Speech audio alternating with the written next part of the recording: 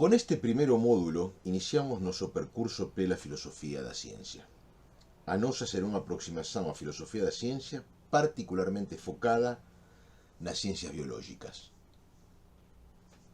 Consecuentemente, nosos temas serán, na súa maior parte, temas de filosofía da biología. A filosofía da biología é, justamente, esa subespecialidade dentro da filosofía da ciencia cuyo tema son as ciencias biológicas. No entanto, para comenzar nosa camiñada, temos que comenzarmos por algunhas cuestións preliminares que son pertinentes á filosofía da ciencia en geral e non somente á filosofía da biología. Aludo, basicamente, á debida caracterización de quais son os temas e problemas específicos da filosofía da ciencia. Para entrar nunha área de estudos temos que comprender a natureza das preguntas desa área. Estudar, pesquisar, refletir, non son máis que tentativas do que responder preguntas. E entón, para comenzar ben, temos que comenzar entendendo quais son as preguntas que nos estamos colocando.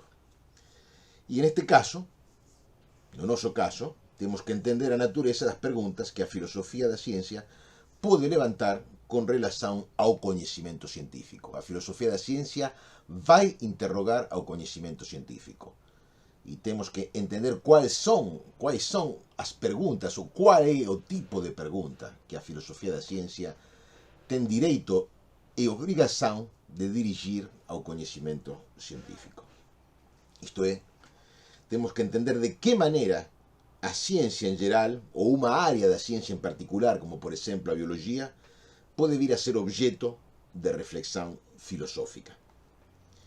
E ese problema, podemos falar, é o grande desafío, o grande problema desta primeira unidade da disciplina que estamos iniciando concretamente en este primeiro módulo. Porén, para entendermos de que maneira a ciencia pode vir a ser objeto da reflexión filosófica, é preciso dar un paso atrás e aínda nos facer unha outra pregunta, que é a pregunta pela propia distinción entre filosofía e ciencia. A idea da filosofía da ciencia comporta, claro, unha distinción entre ciencia e filosofía. É un termo composto, filosofía dun lado, ciencia do outro. Filosofía da ciencia, a filosofía refletindo sobre a ciencia. Como se fose, e como de facto son, dúas coisas diferentes. A filosofía, neste caso, como unha reflexión sobre a ciencia, seu objeto, por outro lado, seu tema. E temos que preguntarnos pelo significado e a posibilidade desa distinción entre filosofía e ciencia e sobre como ela surgiu. E sobre todo de como ela surgiu, porque certamente o fato é que esa distinción nem sempre existiu. Nem sempre a filosofía se colocou a si propia como algo diferente do coñecimento científico, ni o coñecimento científico se percibiu a si mesmo como algo diferente do coñecimento filosófico. Iso é algo relativamente recente. Trátase de unha distinción relativa filosofía da ciencia, de unha distinción relativamente recente en termos históricos, lógicamente. Nos podemos datar o inicio da filosofía século VI a.C., e a gente podría dizer que desde o século VI a.C. até máis ou menos fins do século XVIII, inicios do século XX, ou fins do século XVIII, ninguén tiña chegado a pensar que eso que nós agora chamamos ciencia pudiese ser algo distinto do que se chamaba filosofía.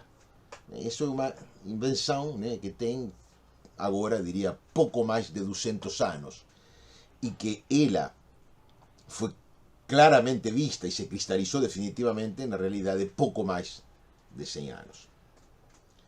Entón, se non entendemos como é que se dio esa distinción, corremos o risco de nós non podemos comprender os problemas da filosofía da ciencia ou entrar á filosofía da ciencia pela porta equivocada e ver nela o que a xente non debería ver. Para evitar iso, deberemos examinar algúns asuntos. Un deles e incluso é a propia natureza do coñecemento científico. Se en un momento vamos a tratar filosofía e ciencia como cosas separadas, temos que ver que é o que en geral vamos a entender como ciencia, que en definitiva vai ser o objeto de nosa reflexión e de nosa disciplina. E esa é a propia caracterización do coñecemento científico, a caracterización geral do coñecemento científico, é un primeiro problema de filosofía da ciencia ao cual dedicaremos parte do segundo módulo desta primeira unidade da disciplina. De fato, é un grande problema, poderíamos simplesmente facer unha disciplina somente dese problema, mas se nos interesa avanzar no estudo de outros problemas da filosofía da ciencia e sobre todo da filosofía da biología, tenemos que dar un estudo limitado, mínimo. No caso, a gente vai escoller simplesmente unha formulación mínima, unha colocación mínima do problema de caracterizar o coñecemento científico que nos permita, justamente, nos dé espazo, cabida para avanzar en outras cuestións de filosofía da ciencia. Mas antes incluso de llegarnos a ese problema, que a gente vai tratar já no segundo módulo desta primeira unidade, vamos a falar primeiro do surgimento da filosofía e mostrando justamente como nesse surgimento da filosofía, na forma en que a filosofía se percibía a si propia no seu surgimento, esa distinción entre filosofía e ciencia non tiña por que ter cualquier cabida, e que, podríamos dizer, en ese inicio, o que nós chamamos ciencia, somente podía ser parte do propio emprendimento filosófico. E unha vez feito eso, unha vez que eso se ha comprendido, sí, poderemos entón já facer alguma referencia respecto da distinción que depois iba a se colocar entre filosofía e ciencia. Digamos entón que entender o que é a filosofía da ciencia é entender de que forma o coñecemento científico pode ser objeto ou tema de reflexión filosófica. Mas, porén, para entender iso temos que entender como foi que a filosofía e a ciencia chegaron a ser consideradas como áreas diferentes do saber. Iso, como eu falei já, nem sempre foi así.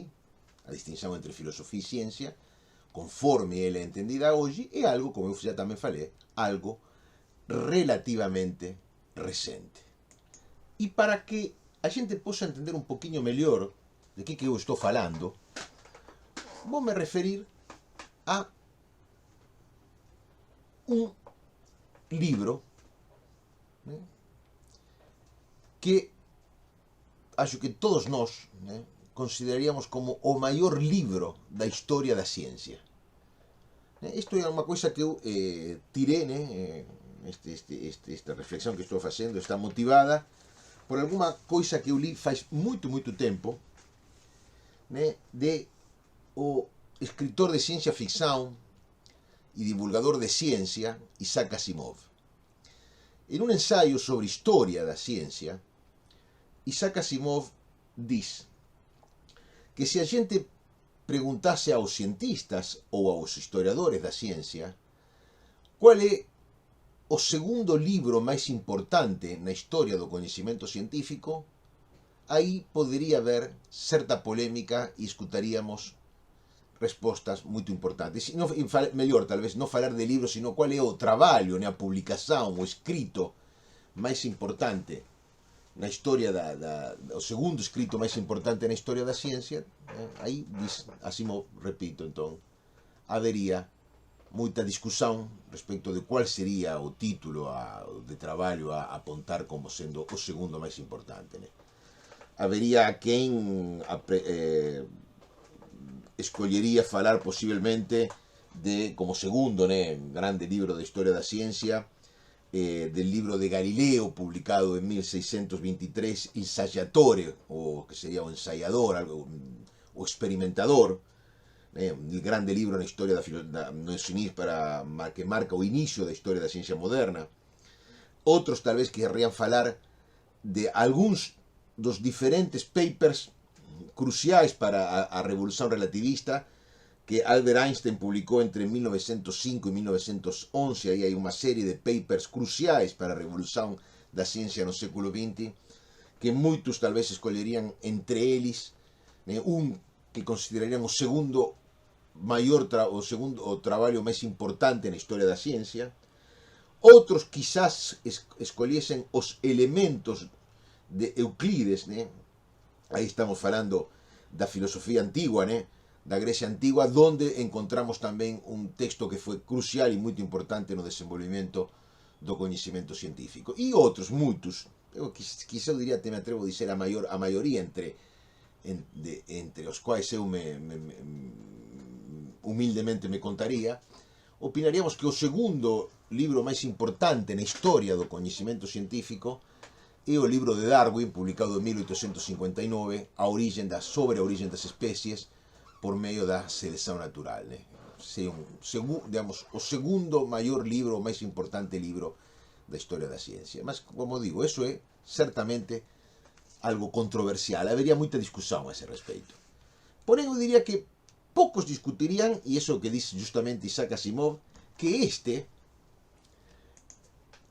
é o libro máis importante da historia do coñecemento científico. Né? É o libro que Newton publica no ano 1687, quer dizer, fins do século XVII, cuyo título, e vejam ben eso, né? Aquí está, o libro foi publicado originalmente en latín, como sempre acontecía con os libros de ciencia no século XVII, né? O libro en Inglaterra no século XVII acontecía eso, né? O libro se titula Principios Matemáticos de Filosofía Natural. Principia, né? Significa principios en plural, né? Principios matemáticos de filosofía natural. E vejam ben que aparece a palabra filosofía natural.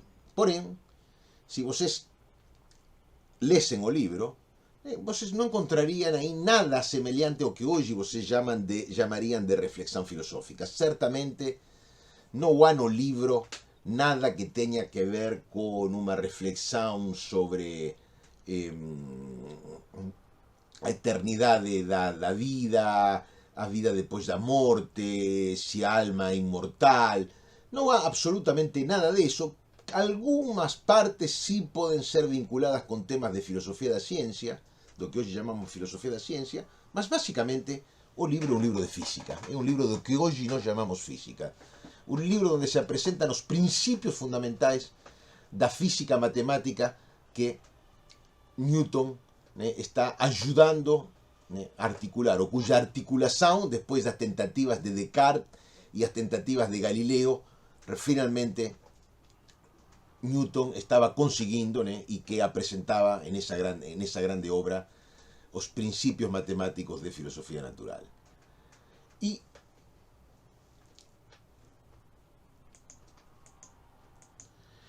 no título do libro, a palabra filosofía natural, justamente, non está significando outra coisa daquilo que nós hoje chamamos de física.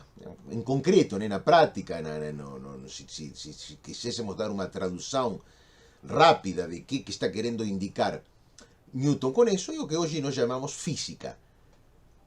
No século XVII inglés há un poquinho máis. Ele estaba no século XVII inglés, que faz unha distinção que en algún sentido todavía permanece en algúns autores do inicio do século, da primeira parte do século XIX, que é a distinción entre filosofía natural e historia natural.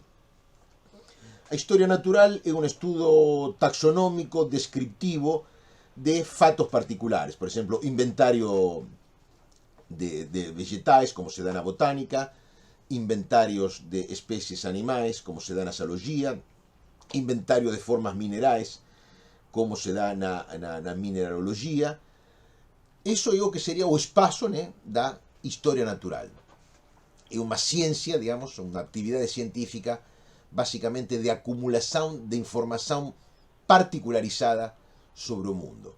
Mas cando o pensamento deixa de se ocupar pela acúmulo desas informacións particularizadas e parte para os grandes principios que regulan o funcionamento da natureza, aí deixamos de estar no espazo da filosofía da historia natural e ingresamos no espazo da filosofía natural, que é justamente, que era, segundo Newton, eso que hoje nós chamamos de física matemática. Ou seja, en ese momento no cual Newton escribe, no há, digamos, no se percibe, no há, e nisto Newton non ten nada de particular. Nese momento, esa distinción que nos facemos entre filosofía e ciencia teria resultado artificial, desnecesaria, e en definitiva, a física, o que nos chamamos de física, non era máis que unha parte dese grande emprendimento cognitivo que era a filosofía. En todo caso, outra vez, si queríamos usar unha palabra que mostrase eso, aí estaba justamente a expresión filosofía natural para indicar esa parte tan particular e finalmente tan importante dos estudos filosóficos. Mas, porém, pulando do século XVII até o século XIX, o sea, facendo un pulo histórico bastante longo, ainda podemos encontrar un pequeno exemplo anecdótico, simplesmente anecdótico, de esta forma de entender o significado da palabra filosofía de maneira a incluso abranger o que nós chamaríamos de coñecimento científico. E iso podemos encontrar no modo un pouco engrasadiño, pretendendo ser engrasado, unha piada, que os tripulantes do Beagle, o barco no cual Darwin faz unha importante viaxe ao redor do mundo, e na cual ele se forma, digamos, a súa grande formación como naturalista se dá ao longo desa viaxe, os tripulantes dese barco, o Beagle, gostaban de chamar a Darwin de o filósofo. Darwin era, para os tripulantes do Beagle, o filósofo do barco.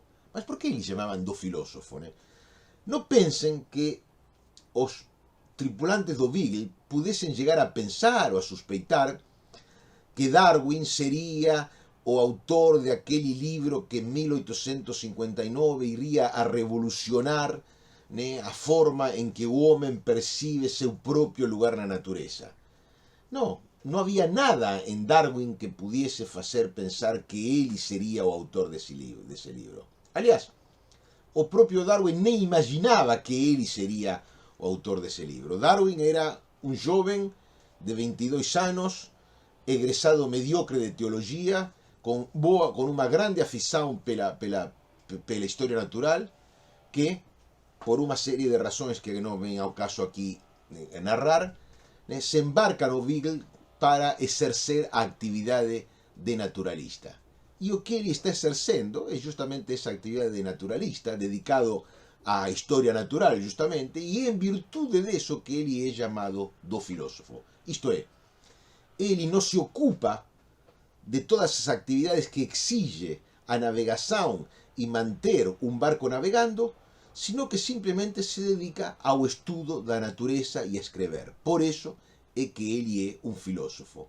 Alguén que só está preocupado con o aumento do coñecimento, que só está preocupado con a procura da verdade. Iso é, en geral, o que se entendía por filosofía e, lógicamente, iso abrange o coñecimento científico, porque o coñecimento científico non é, menos do que a filosofía, unha procura pela verdade.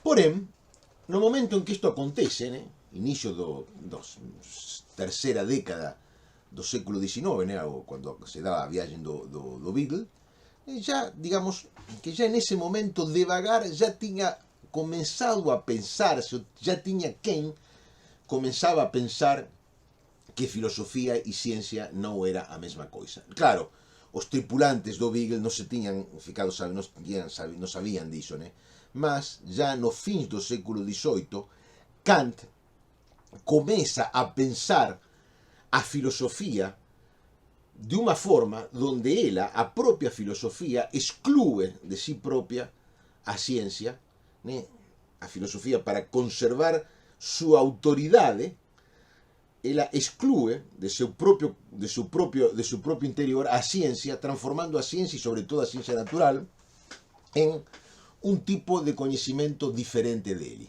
Unha coisa era o coñecimento da natureza, a ciencia, a física, sobre todo, e outra coisa sería a propia reflexión filosófica. Eso que tinha existido máis ou menos como un universo único, né? Como un espacio único, embora non homogéneo, moito heterogéneo, né? Comeza a aparecer esa escisão, né, entre filosofía e ciencia aí no final do século XVIII con a obra de Kant. Mas é sobre todo que eso se afirma, né, ya no decorrer do século XIX, ya veremos un pouco con que autores vamos a mencionar, simplemente eles, se termina de cristalizar no século XX e ainda, né, hoje no século XXI, nós pensamos en termos dunha distinción entre filosofía e ciencia, que parece ser, aparentemente, né, unha distinción moi clara, moi obvia, né, donde está claro que unha coisa é a ciencia, como a biología, a química e a física, e outra coisa é a filosofía, que é iso que se estuda, por exemplo, no CFH. Entretanto, o que temos que ver que iso é unha coisa que é un produto, né, da propia historia do pensamento. Iso é unha distinción producida pela propia historia do pensamento. Iso non é unha distinción natural, obvia, né, e vale a pena, né, se refletir un poquinho de onde é que ela surge, mas sobre todo, tal vez máis do que eso, é entender por qué é que se poden pensar como dúas coisas conjuntas. Incluso tal vez é eso máis importante.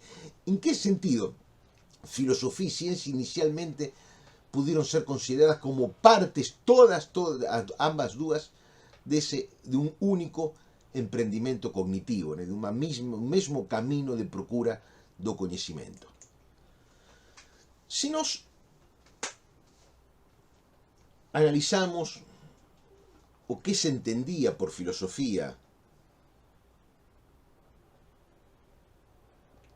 no século V a.C., o no sé, e de aí até o século XVIII, né?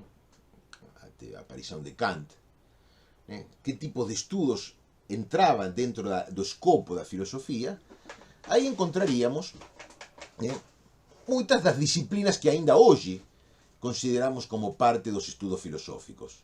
Son elas que aquí, nesta enumeración que estou colocando para vocês, están escritas en caracteres brancos, né? Metafísica, a lógica, a retórica, a gramática, a ética, a filosofía política, a estética, né?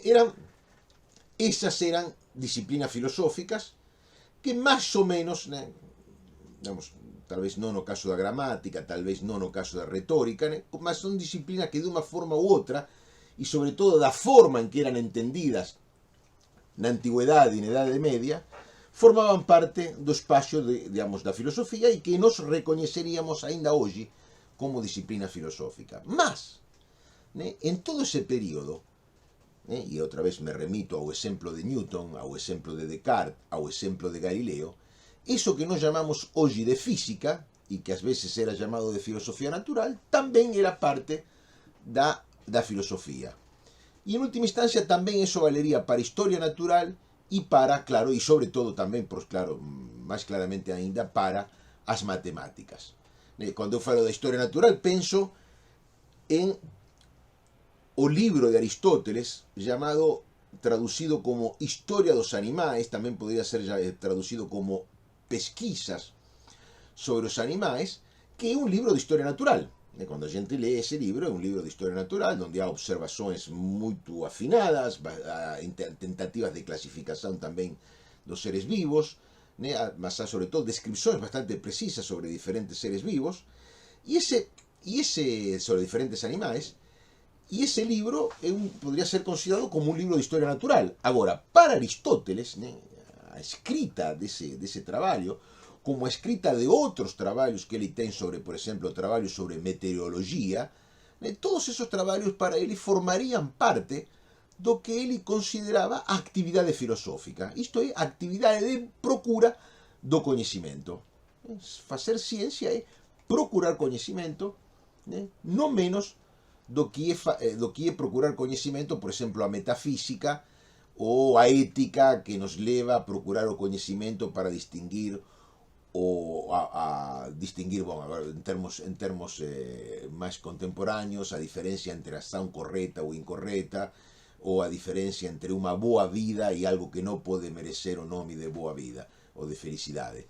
Bon, así como há ese tipo de emprendimento cognitivo forma parte da filosofía, tamén formaba parte de eso, o que nós chamaríamos hoxe de física, e tamén aquilo que en algún momento se chamou historia natural. Na realidade, para entender en que consistía esa unidade, de que, sob que ponto de vista filosofía e ciencia, ou o que hoxe nós distinguimos como filosofía e ciencia, era pensado como unha unidade, a mellor forma de entender eso é entender eso na súa oposición con unha outra coisa. Ou seja, en lugar de pensar a filosofía como oposta á ciencia, nós temos que pensar a ciencia como integrada dentro da filosofía e juntas se opondo a unha outra coisa, né, que é justamente o mito ou o pensamento mítico. O pensamento filosófico e o pensamento científico conjuntamente deben ser opostos ao pensamento mítico. O mito oposto á filosofía. E é aí que nós podemos entender a unidade da filosofía. Isto é, na súa oposición con o mito.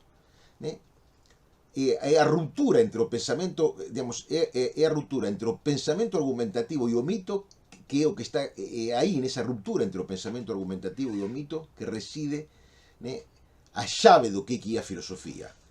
Esa ruptura está na base do que a gente chama filosofía, incluindo aí o que a gente chama de ciencia. Se queremos entender de que forma ciencia e filosofía poden configurar unha unidade, a gente ten que entender primeiro esa contraposición entre o mito e a filosofía. Esa distinción entre mito e filosofía non é, certamente, unha distinción fácil de ser explicada. Non é sequer unha distinción fácil de ser colocada. Mas eu acho que podemos tentar unha aproximación a ela, ou unha primeira aproximación a ela, utilizando un camiño que vocês poden considerar un recurso que vocês poden considerar un pouco exquisito, extraño. Vou me valer de algo que escribe un poeta, no caso Jorge Luis Borges, en un de seus últimos libros, o libro Atlas de 1984, donde ele escribe o que a gente podería tal vez caracterizar como unha poesía, unha pequena poesía, e se non, pelo menos como unha nota, simplesmente como unha pequena reflexión, cuyo objeto justamente é a origen da filosofía. E ele o chama justamente o principio, que sería como dizer o inicio, o comezo. Tal vez incluso a palabra comezo sería a máis adecuada, porque a propia palabra principio ten unha grandilocuencia que o propio Borges está de alguna forma rejeitando, e vamos a ver por qué. Mas é un poema ou unha nota onde se fala do comezo deso que nós hoxe chamamos filosofía, mas que tamén é, ao mesmo tempo, o comezo deso que nós chamamos ciencia, e que é, ao mesmo tempo, o momento en que se dá esa ruptura, ese afastamento entre o pensamento racional argumentativo e o pensamento mítico. Borges dice así: dos gregos están conversando. Dos gregos, máis ou menos no século VI a.C., ele chama eles de Sócrates, Acaso e Parménides. Mas non necesariamente ten que ser o Sócrates famoso, o grande filósofo Parménides. Poden ser outros, digamos, Sócrates son un nombre grego común, Parménides tamén, entón poden ser outros Sócrates e outros Parménides que a gente non sabe, mas que están aí há moito tempo, século V, VI a.C., tranquilos, en unha cidade grega, perto do Mediterráneo, ao lado do Mediterráneo, conversando. E incluso Borges me dá razón desto que eu estou dicendo, sería mellor que a xente non saiba nunca seus nomes. Asín, desa forma, a historia será máis misteriosa e máis tranquila. E aquí subliñan a palabra tranquila, porque importa que seja un inicio tranquilo, un comezo tranquilo. Non é un grande momento, non é un momento heroico. Non son dúas persoas que están decidindo nun momento: vamos a dar inicio á actividade filosófica, acabemos con o mito.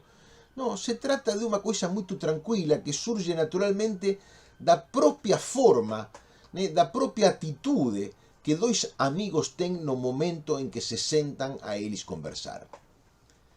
O que importa talvez seja así que o tema do diálogo seja un tema abstracto. Xa non é un tema que teña a ver con as actividades da vida diaria. E por que isto importa inicialmente? Porque justamente é un tema abstracto que non ten a ver con as actividades da vida diaria e que interesa simplesmente por seu propio interese. Interesa pelo simple razón de que a xente quer llegar á verdade. Isto é, eles non están discutindo sobre o precio dunha mercadería que un está querendo vender ao outro, os gregos eran grandes comerciantes, eles non están discutindo sobre un tema de administración da cidade que vai ser discutido na próxima reunión da Asamblea, onde eles participan porque son cidadáns. Eles tampouco están pensando en un tema respecto de como organizar a resistencia en contra do exército persa que se aproxima e ameaza a cidade, nin como resolver un determinado problema de navegación, os gregos eran grandes marineiros. Non, se trata de un tema abstracto que non envolve ningún interese por este tipo de actividades prácticas. Pensen en un tema como, por exemplo, de que están feitas as coisas. Qual é o principio, a sustancia fundamental da cual todas as coisas están feitas.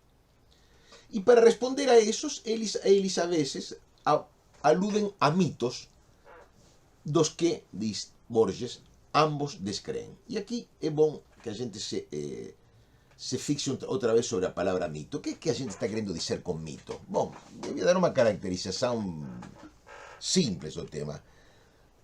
Os mitos son narrativas, narrações, relatos que a gente encontra en todos os povos, en todas as culturas, e cuya finalidade é explicar algún aspecto do mundo, né, que possa resultar de interese e que possa resultar digno justamente de explicación. Pode ser a propia origen do mundo, a origen das diferencias de estações, a origen dunha montaña, a origen dun grupo de montañas, a origen de un pobo, geralmente o propio pobo que narra o mito está interesado sempre en coñecer e ter unha narración relativa a súa propia historia, a súa propia origen.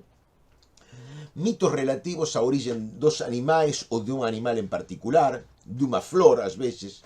Ten mitos que están narrados simplemente para explicar a historia de unha única flor, ou, por exemplo, mitos para narrar as diferencias entre os sexos ou as diferencias entre día e noite. Esos son mitos, né? Narrações tendentes a explicar, né, algún aspecto importante do mundo, né? Exemplo sería, por exemplo, a narrativa do Génesis, né, a primeira parte da Biblia, a primeira parte do Antigo Testamento, né, sería justamente o exemplo de unha narración mítica respecto da origen do mundo. Mas, justamente, o que facen Sócrates ou estes dois amigos gregos, eles referen aos mitos, parten dos mitos, mas eles descreen desas explicações. Ou seja, eles están discutindo sobre un tema para o cual é posible dar unha resposta a partir dos mitos. Mas justamente eles já non están máis convencidos pelos mitos. Por tanto, queren avaliar se os mitos son ou non boas respostas para esas cuestións e interrogantes que eles están colocando, ou se é necesario tentar outros interrogantes, outras tentativas de respostas diferentes, né? E, en todo caso, fornecidas esas alternativas diferentes de resposta, ver quais son as mellores ou qual é a mellor entre elas. Para iso, eles ten que non somente formular alternativas de respostas para as preguntas que eles se están formulando, sino que ten que presentar argumentos, razóns para sustentar unha ou sustentar outras. E eles están aprendendo recén a filosofar, lógicamente, eles non son aínda grandes filósofos. Por tanto, as razóns que eles alegan, que eles apresentan, poden abundar en falacias. E eles, alén do máis, poden eventualmente se perder na argumentación, como nos acontece a nós cando discutimos temas abstractos moitas veces. Cando nos discutimos un tema moito abstracto con os amigos, moitas veces a xente perde o fío da meada. A xente comeza a falar, comeza a discutir, se comeza a ir do objeto propio da discusión, e en un momento alguén diz, bom, voltemos ao asunto, nos desviamos moito, Bom, eles, Acontecia o mesmo con estos dois gregos que estaban aí conversando quen sabe sobre que tema e discutindo quen sabe sobre que tema. Mas veja ben, eles discutían, mas non polemizaban. Que quer dizer? Eles discutían no sentido de simplesmente intercambiar argumentos. Uno apresentaba un argumento, o outro decía, no, ese argumento non me convence, eu acho que este argumento é mellor.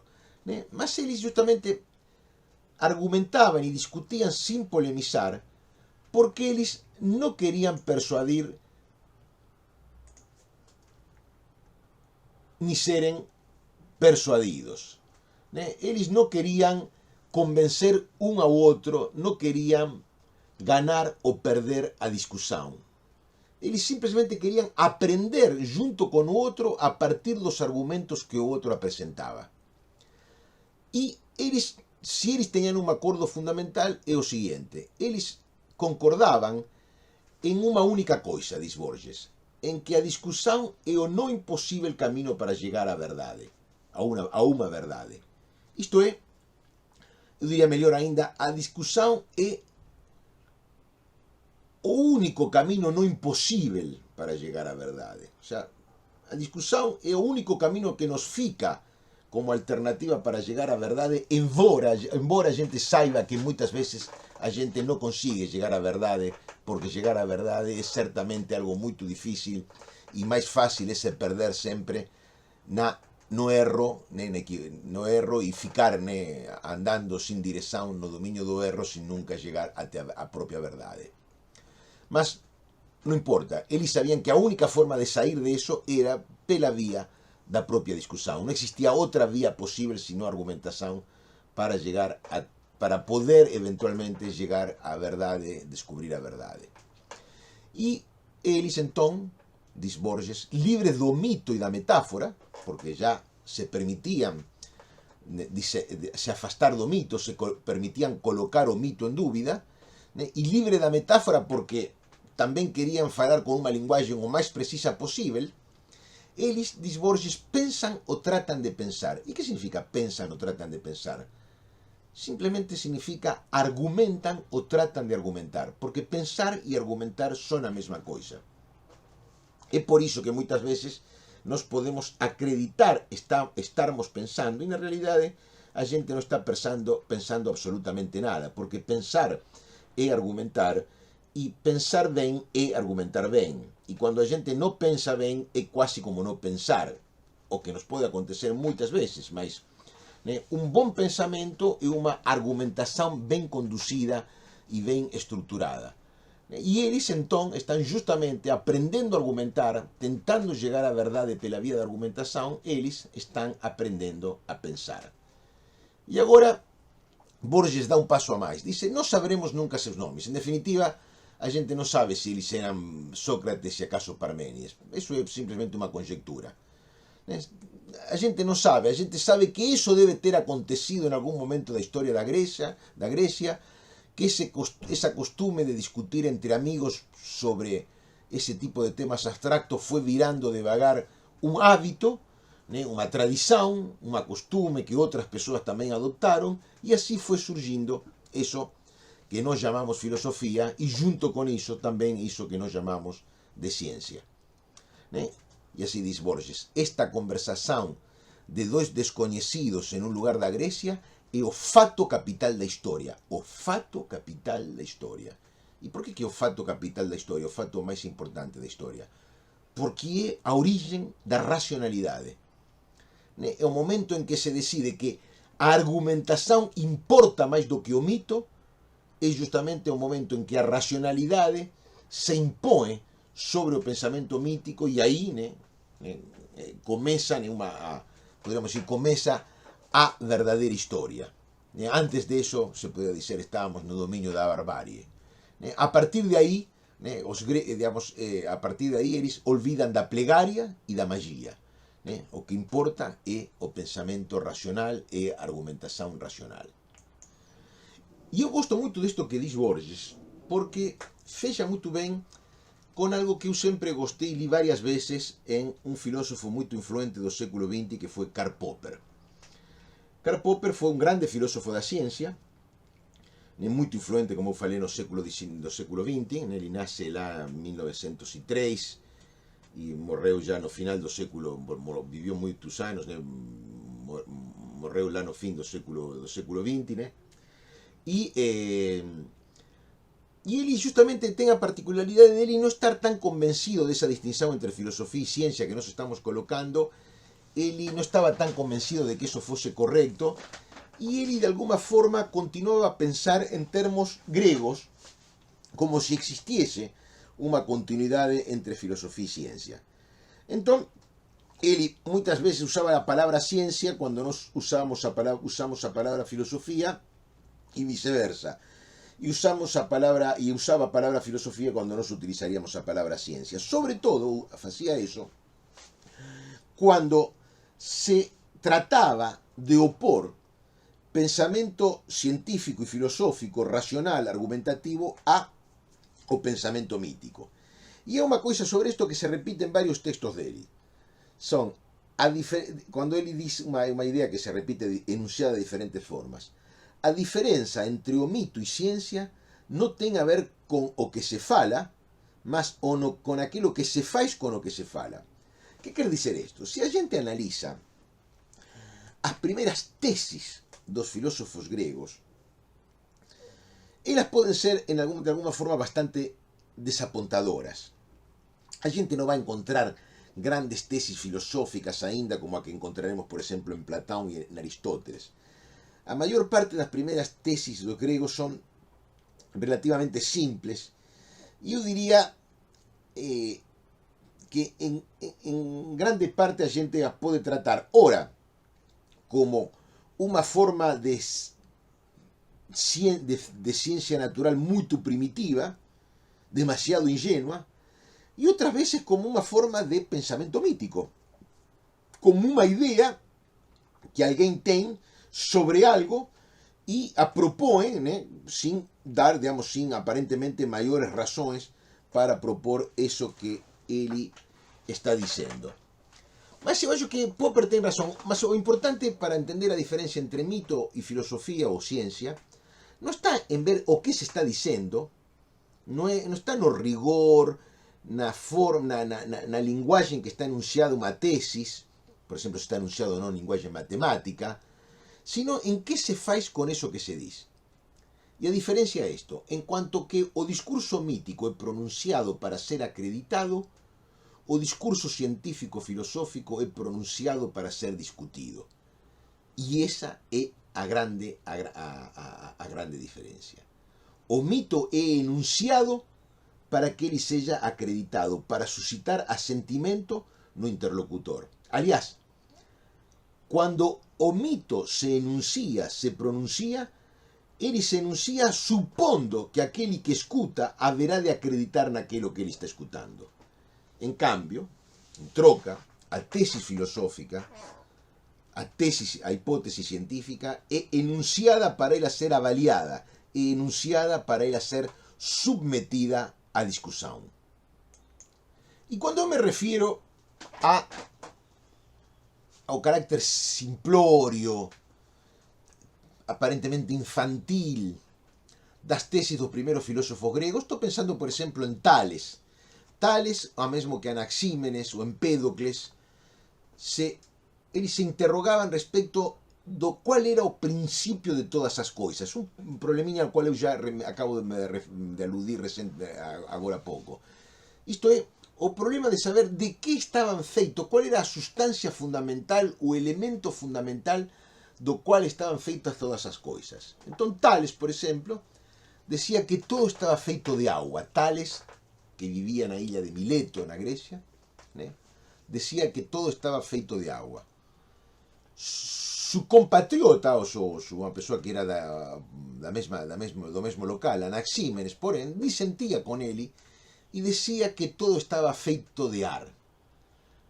E depois aparece já Empédocles na cidade de Agrigento, actualmente na Sicilia, todo isso era parte da Grecia, na antigüedade, e ele decía, en cambio, que todo o que existía era unha mistura de fogo, ar, terra e agua, os chamados depois 4 elementos fundamentais. Agora, vejame, situémonos en Tales e Anaxímenes. Un diz que todo está feito de agua, o outro diz que está todo feito de ar. Esos son simplesmente narrações míticas, tal cual como cualquier outra. E a resposta é que non, porque justamente elas ten que ser tomadas na súa contradición. Seja, Tales afirma unha coisa, Anaxímenes afirma unha coisa en contrario, e do que se trata é de discutir, de perguntar, de ver quais das dúas alternativas se sustenta mellor como resposta á pergunta cual é o principio de todas as coisas. Haxa vista de que a pergunta cual é o principio de todas as coisas aparece como non respondida, né? Se convoca, se convida a formular tentativas de resposta a esa cuestión, né? Tales formula unha, Anaxímenes formula outra, e do que se trata é de discutir, né, para ver cual é mellor, ou en todo caso, né, se trata de discutir se non é posible formular unha terceira posición, né, que seja mellor do que todas elas, como por exemplo a de Empédocles, que é máis complexa, pero tal vez seja un pouco máis efectiva en termos de explicación. Né? Non dá para pensar que todo seja agua, ni dá para pensar que todo seja ar, né? É mellor pensar que todo é unha mistura de fogo, ar, terra e agua. Bom, e tamén se tratará de discutir eso. Né? Já Heráclito, né, de Feso, né, já un poquinho posterior, ele já presenta unha tesis un poquinho máis complexa, onde ele diz que todo é fogo, mas acrescenta que se apaga e se acende segundo medida, né? E eso já envolve algún tipo de sofisticación no pensamento que tampouco ven aquí ao caso analizar, mas que son exemplos, né, desas tentativas de explicar os fenómenos naturais a partir de hipótesis ou tesis que merecían e debían ser discutidas diferentemente do que acontecía con as narrações míticas que, como eu já falei, eran enunciadas para seren acreditadas, para simplesmente seren aceitas. Entón, voltamos aí aquilo que diz Karl Popper, né? A diferencia entre mito e ciencia, ou entre mito e filosofía, está no que se faz con o que se diz, né? Que ten de filosófico Anaxímenes o que ten de filosófico Tales. O que ten de filosófico justamente é que eles están aceitando a argumentación como camino para llegar á verdade. E unha tesis como a de Tales, todo é agua, ou de Anaxímenes, todo é ar. Iso é unha tesis filosófica ou é unha forma de química ou de física primitiva? A pregunta non cabe. Esa pregunta non cabe, é unha pregunta anacrónica, porque para eles o que nós chamaríamos de física primitiva ou de química primitiva formaba parte justamente do ese emprendimento que era a reflexión filosófica. As dúas coisas eran filosofía porque se trataba justamente de tentativas de responder unha cuestión que podía ser examinada e discutida pela vía da argumentación racional.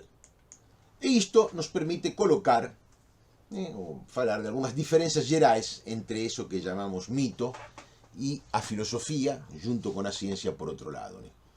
E poderíamos a primeira diferencia a apontar a diferencia entre a sofía dos sofos e a filosofía do filósofo. E aquí acho que é bon lembrar a etimoloxía da palabra filosofía. Filosofía é unha palabra que ten dúas raíces gregas, filos e sofía. Filos significa amor, sofía significa sabiduría. O filósofo é aquele que ama a sabiduría e justamente ama porque a procura. Aquele que procura a filosofía porque a ama e a ama porque justamente non posúe esa filosofía. A idea, pelo menos de algúns gregos, é que você ama aquilo que você non posúe, você quer aquilo que você non ten. E entón o filósofo é filósofo justamente porque non ten a sabiduría. Ele está sempre en camino de se aproximar da sabiduría a cual desella, mas ele non ten, ele propiamente falando filosofía, ele non ten unha sofía definitiva. En cambio, do outro lado temos, do lado do mito, temos sí os sofos, o sabio, os sofos e o sabio, que o sabio ten sabiduría. O sabio é aquele que é detentor de unha sabiduría, de un coñecimento incuestionável que justamente se materializa na narración mítica. Os sofos é aquele que narra o mito para explicar as coisas e diferentemente do filósofo, eso que ele narra, aquilo que o Sofos narra, non é narrado para ser discutido, sino que é narrado para ser acreditado, para ser creído.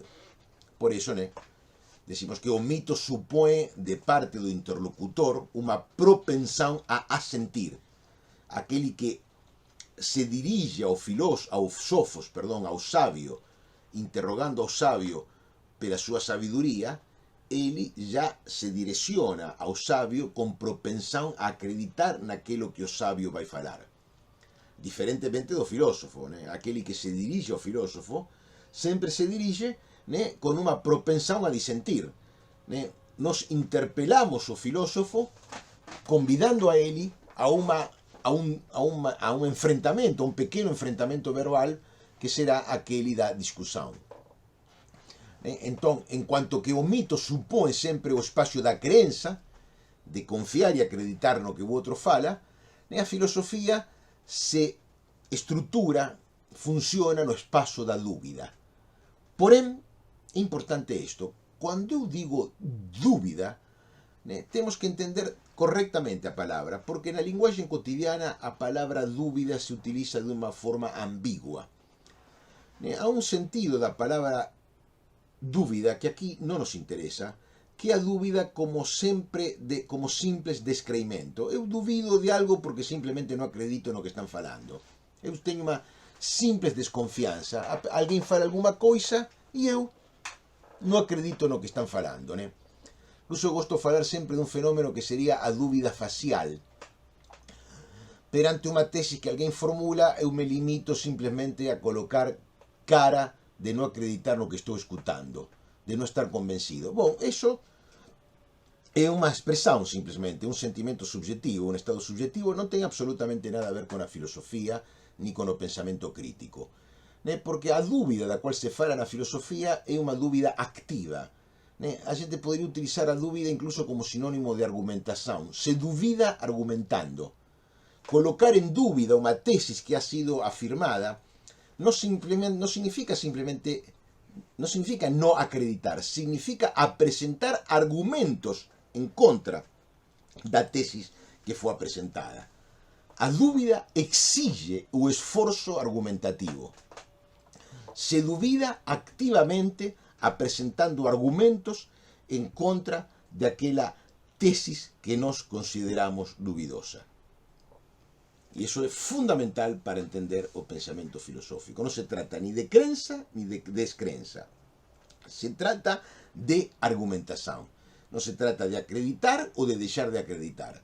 Se trata de examinar críticamente, argumentativamente, as tesis que son presentadas. Podemos tamén dizer, por fin, que o mito sempre va do consenso ao cisma, como nunca é tan fácil que todas as persoas continúen pensando sempre o mesmo. Os consensos téndense a quebrar e os acordos, os asentimentos téndense a ser rompidos e iso leva ao cisma, a diferenciación e divergencia entre igrexas. En cambio, a filosofía parte do disenso sempre, porque as persoas generalmente non pensan exactamente o mesmo, mas a partir do disenso procura con dificultade, mesmo sabendo que iso é un ideal ni sempre posible de ser atingido, que é o consenso racional. É un consenso que non se fundamenta na propensión a acreditar, sino que é un consenso basado justamente en argumentos. Podemos dizer, por fin, tamén, que o mito é un tipo de pensamento vinculado con o pensamento autoritario, con a dictadura e a guerra, e a filosofía é un tipo de pensamento vinculado con todas aquelas actividades que nos exigen argumentación.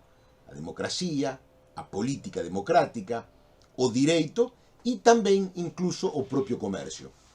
O comercio talvez aliás seja o primeiro lugar donde as persoas, os seres humanos, desenvolveron a capacidade de argumentar.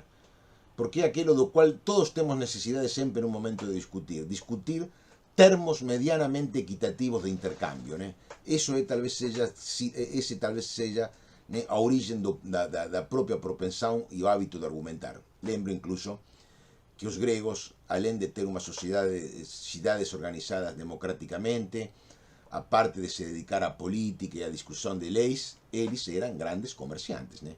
También eran grandes guerreros cuando precisaban, mas, né, a vida normal deles transcurría no comercio, na política, na democracia, né?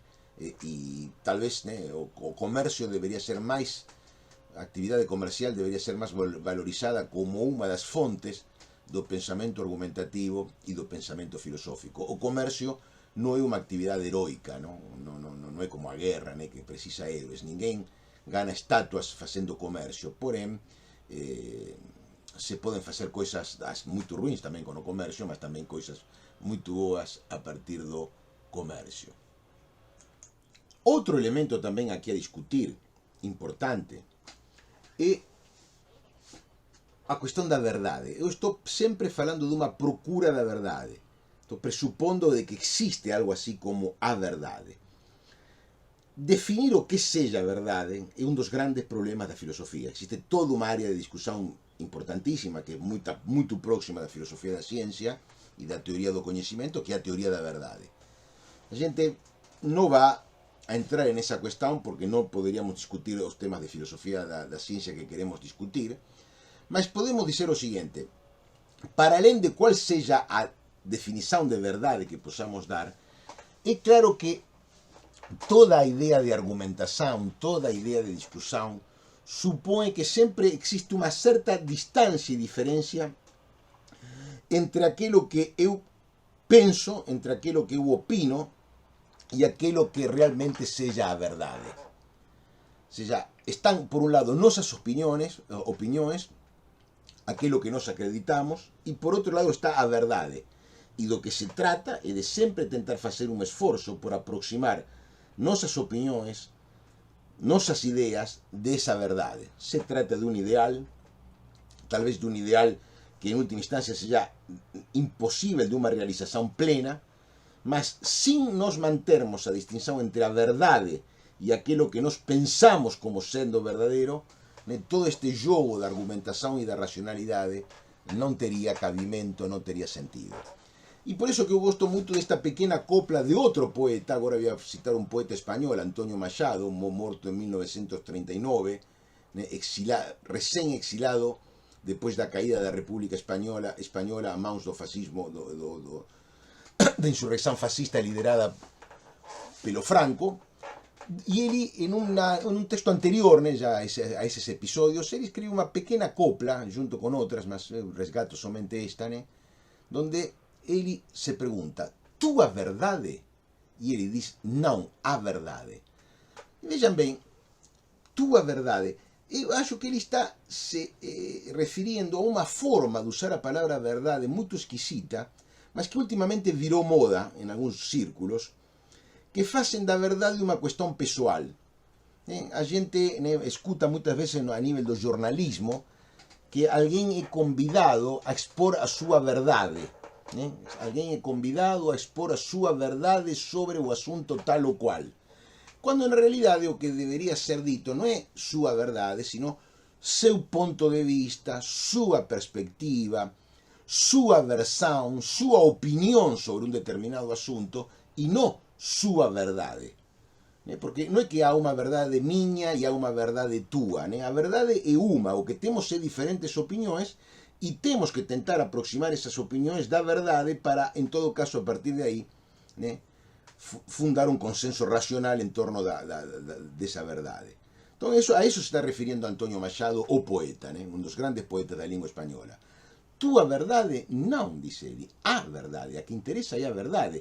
Mas ven comigo a procurarla. Cando eu digo a verdade, non é porque eu considere que eu teño esa verdade. Eu rejeito túa verdade non en nome da miña verdade ou da presuposta posesión da verdade que eu tería, sino que eu rejeito túa verdade para te convidar a procurar a verdade junto comigo. O sea, justamente se trata, eu rejeito esa idea de a verdade de cada un para juntos iniciarmos un camino de reflexivo, un camino argumentativo en dirección da verdade. Cuando imaginen, voltemos ao poema de Borges, aquele Sócrates e Parménides. Podemos imaginar que Parménides falou para Sócrates: ou para que seu amigo, né? Deixa a tua verdade de lado. Eu tampouco teño uma. Vamos a discutir a ver se podemos descubrir esa verdade que parece tan difícil de ser descoberta, né? A túa verdade você fica con ela, guárdatela, fica con ela. Né? Vamos juntos a procurar a verdade. E todo iso é central para entendermos tanto a actividade filosófica como eso que nós hoje chamamos de actividade científica. É importante tamén vermos isto, né, nós. Quando falamos de argumentos, né, é importante ver que eu non estou falando de estou falando de argumento moito en geral. Né? Quando eu falo de argumento, non estou falando somente daqueles que son os argumentos verbais que vocês poden encontrar no direito, por exemplo, simplesmente tanto os argumentos de un jurista como os argumentos de un advogado cuando está en un proceso jurídico sobre, sei lá, unha batida de carro, né? Aí se apresenta, o advogado presenta, né, un argumento, né? Son argumentos verbais. A palabra argumento vale para ese caso, vale para os argumentos verbais da política, da filosofía, sobre todo no sentido máis común da palabra filosofía, mas tamén son argumentos as demostrações matemáticas, da geometría e tamén os cálculos, né? Os cálculos que se faz na álgebra son argumentos, como son argumentos os argumentos matemáticos da lógica matemática actual. E tamén son argumentos en geral os cálculos científicos. Cando você calcula, por exemplo, cuántas gerações serán necesarias para dar unha determinada presión selectiva a proporción de un determinado alelo superar a do outro alelo, ese cálculo que você faz, ese cálculo é un argumento científico. E tamén, e sobre todo, son argumentos científicos experimentos e observações, né, que a gente vai insistir deso tamén no próximo módulo ou no posterior. Eles son sobre todo, primeiramente, formas de argumentação, né? Quando a gente fala de argumentação, isso inclui experimento, né? Você faz um experimento ou uma observação para mostrar que uma hipótese ou uma teoria é verdadeira e que sua contrária é falsa, ou vice-versa, que uma teoria é falsa e sua contrária é verdadeira. E incluso eso se podría incluso considerar os experimentos de pensamento, né, que son tamén formas de argumento, né, e as propias simulações de computador, que son formas de argumento novas e que hoje son consideradas moitas veces en pé de igualdade con os experimentos e observações, né, en sentido restringido, né, e non estos experimentos feitos en computador, mas eles son, ás veces, hoje considerados como se fosen iguais. Todo eso, né, todo ese tipo de recursos son argumentos, son formas de argumentación. E cando estamos falando de argumentos, estamos falando de todo eso. Non estamos falando somente daqueles argumentos que vocês esperan que posan aparecer en unha aula de filosofía. Estamos falando tamén de cálculo, estamos falando tamén de experimentos, estamos falando tamén de observações e estamos falando tamén de simulações de computador. Bom, como for, de cualquier forma, o certo é que, para além desa integración do espacio da procura argumentativa da verdade que integrarían filosofía e ciencia, o certo é o fato é que, a partir do século XIX, né, ciencia e filosofía comezan a divergir, no sentido de que comienzan a se percibir a sí propias como actividades diferentes, ¿no? Divergir en ese sentido, porque en realidad, digamos, encontramos ciencia y filosofía no século XVIII y ciencia y filosofía no século XX. Y si queremos ver ellas como cosas diferentes, podemos, tanto en un caso cuanto en otro. Porém, digamos, a percepción de que se trata de cosas diferentes comienzan a se insinuar y comienza a ficar cada vez más nítida no propio século XIX, mas sublinhando sempre que a idea de que a argumentação debe ser o tribunal de pretensão de verdade e de validade de qualquer tesis e hipótesis, né? Essa idea continua a regir ambos dominios, tanto o dominio daquilo que agora chamamos ciencia como aquilo que clásicamente a gente chama de filosofía. E agora então nos situamos, então podemos comparar un poquinho esses dois espaços. do espaço da ciência, poderíamos colocar, e devemos colocar, né, no que se considera ciência, as ciências formais, tamén a chamada tamén de as matemáticas, no? O conjunto das matemáticas, que incluirían a aritmética e a geometría, e tamén o que se llaman ciencias factuais ou empíricas, né, como física, química, biología, e tamén as chamadas ciencias sociais ou humanas. E subliño que, claro, que no caso de nosa disciplina, e como en geral acontece cando se fala de filosofía da ciencia, nos objeto estará nas ciencias empíricas, nas ciencias factuais. Geralmente nos estudos filosóficos, cando se fala de filosofía da ciencia, se fala dunha filosofía que ten como objeto a física, a química, a biología, e tamén a sociología, a economía, a psicología, eventualmente a historia, e que a filosofía das ciencias formais é considerada como unha especialidade aparte, né? Ás veces caracterizada como filosofía das ciencias formais, outras veces considerada como filosofía das matemáticas, né? A gente vai deixar eso de fora, ten problemas moito interesantes que a gente non vai tratar. Noso objeto vai ser o objeto típico do que geralmente se entende por filosofía da ciencia, que é a filosofía das ciencias factuais, tamén chamadas ás veces de ciencias empíricas. Sin que a palabra empírica tenga aquí un sentido peyorativo, ¿no? Eso, a palabra empírica ás veces usada peyorativamente, no, mas aquí ciencia empírica é usada no sentido de ciencias que supõen a observación e o experimento como fonte de coñecimento. A palabra empírica ten a ver con ese sentido amplo da palabra experiencia, e non como algo que ten a ver con a falta de conceito, con a falta de teoría.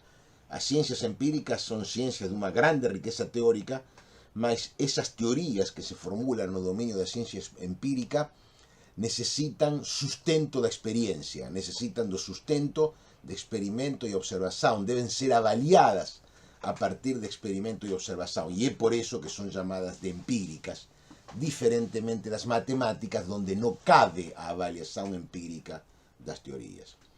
Do lado da filosofía, claro, fican as disciplinas clásicas da filosofía, a ontología, a ética, a estética, a filosofía política, a estética que estuda, né, a arte ou as producións artísticas, a diferencia, digamos, o conceito de beleza ou do belo, a ética que estuda o conceito do bon, a diferencia entre unha ação correcta e incorrecta, a filosofía política que estuda a distinción entre o justo e o injusto, a idea de regime justo de goberno, a idea de ação política correcta, né? E a ontología que estuda os principios gerais que facen ao ente en cuanto que ele é, sin nenhuma outra determinação. Mas a gente, de todas esas disciplinas, a gente vai pegar uma partecinha pequena, né, que tem a ver com estas três últimas disciplinas que eu estou apresentando no slide.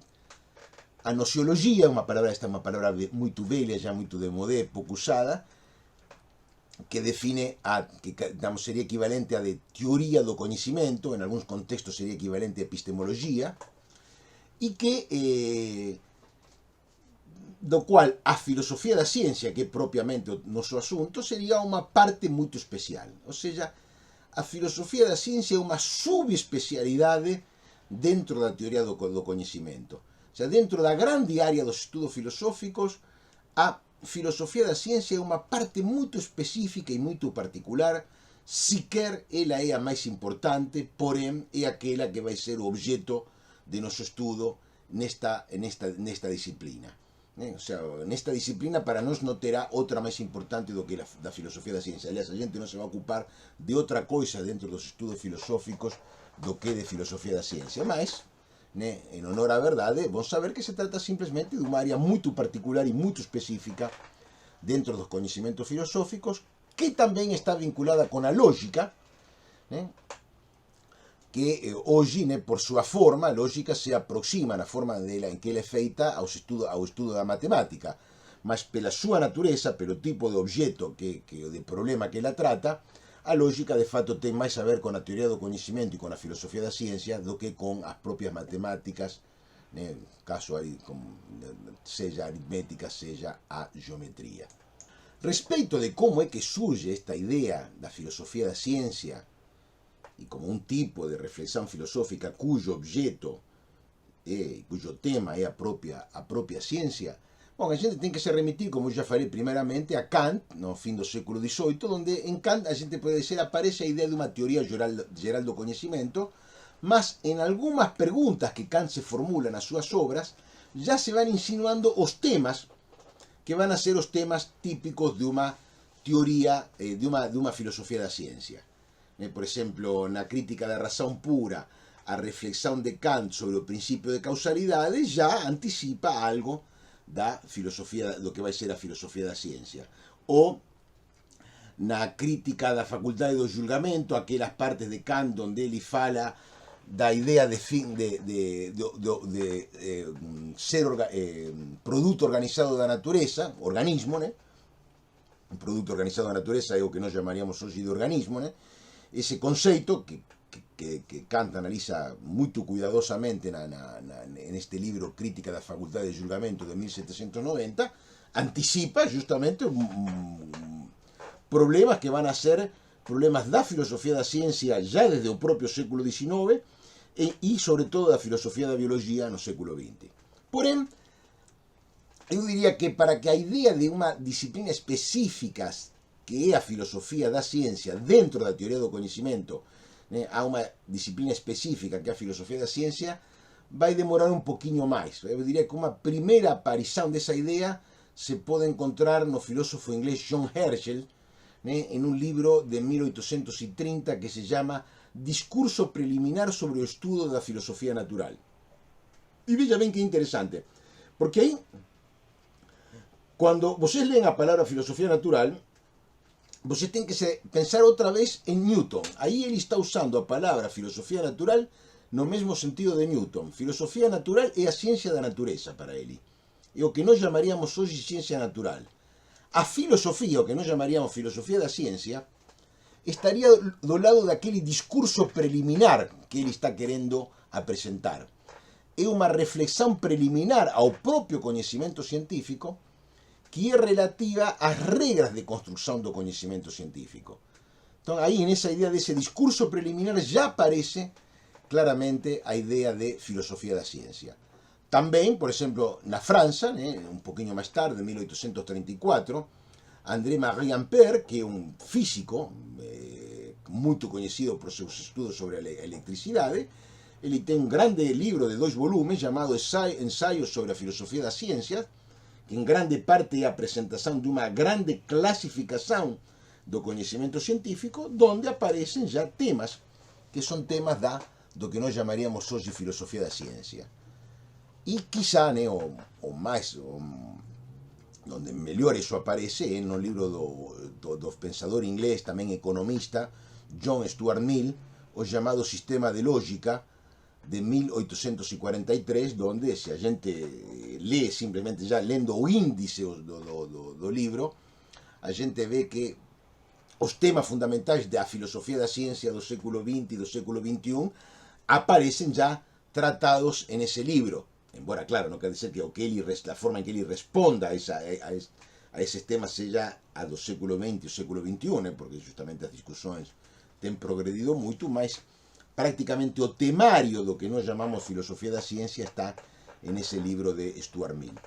Como também, em parte, em um livro um pouquinho posterior, de 1845, de William Whewell, que se chama Filosofia das Ciências Inductivas, né? Que quando a palavra acá, ciência inductiva, significa justamente as ciências factuais. As ciências inductivas são as ciências factuais, as ciências que trabalham a partir do experimento e da observação. E William Whewell é um autor que foi muito influente, né? Tanto como John Stuart Mill, nem falar, né? Foi também um autor muito influente, mas William Whewell, por alguma razão, tem sido muitas vezes menos conhecido que Stuart Mill, mas ele é muito importante ao ponto de que um dos epígrafes, né, com os quais se abre o livro de Darwin, A Origem das Espécies, é justamente uma afirmação de William Whewell, de quem Darwin era um grande leitor.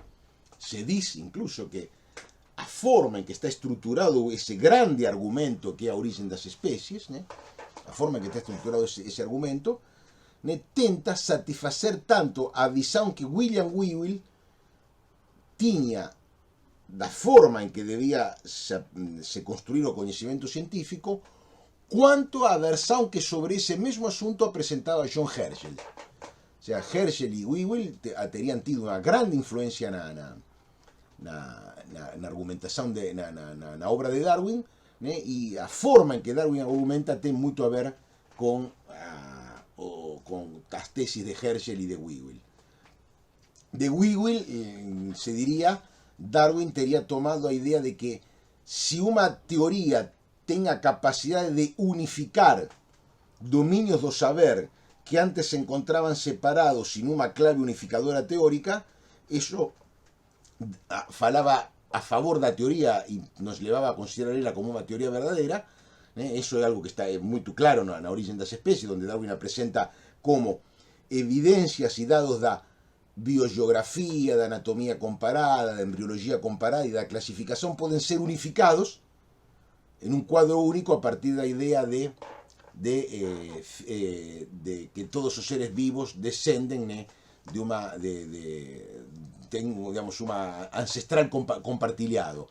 Esa idea é a que permite esa unificación teórica que William Whewell valorizaba tanto. Mas Herschel diz que, está por outro lado, diz que unha verdadeira explicación científica debe facer referencias ao que a gente poderia chamar hoje, no é o linguagem de Herschel, factores causais que poderíamos dizer experimentalmente manipuláveis. E entón é por eso que para Darwin é tan importante a introdução da comparação entre seleção natural e seleção artificial, porque aí mostra que a seleção natural é un tipo de proceso natural experimentalmente accesible.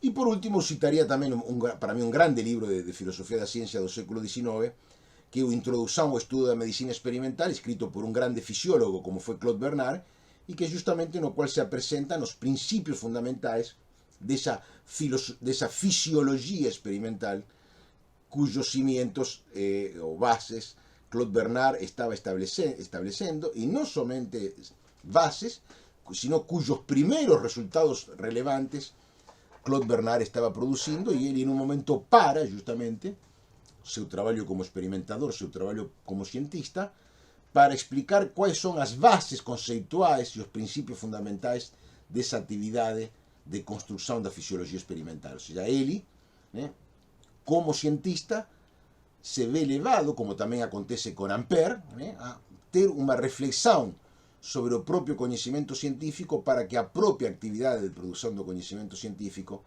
posa ser mellor conducida. E, bon, esa idea, né, esa idea de que a ciencia e a filosofía son cosas diferentes, se acaba e esa idea da filosofía da ciencia como tendose objeto de estudo no coñecemento científico, se cristaliza finalmente no positivismo lógico, né, tamén coñecido como Círculo de Viena, en autores como Rudolf Carnap, Moritz Schlick ou tamén Otto Neurath. E un pouco, né, e é unha posición que continúa, né, no século XXI, que será entón o ponto de partida da nosa disciplina.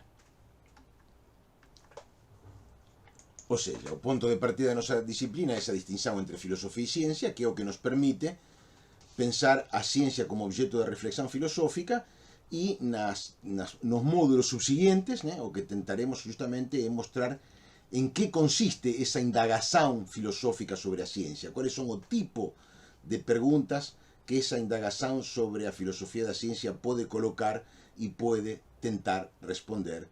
E aquí fexo entón este primeiro módulo e os convido, né, a continuar con o segundo módulo desta primeira unidade.